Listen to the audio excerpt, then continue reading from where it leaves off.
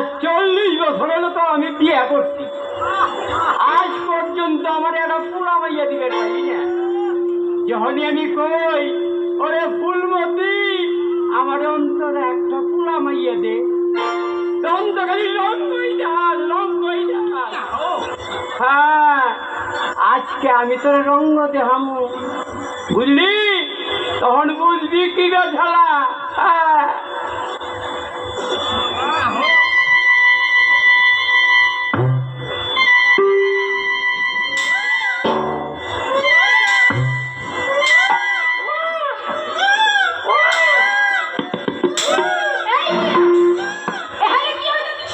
দুধ খাইতাছি দুধ।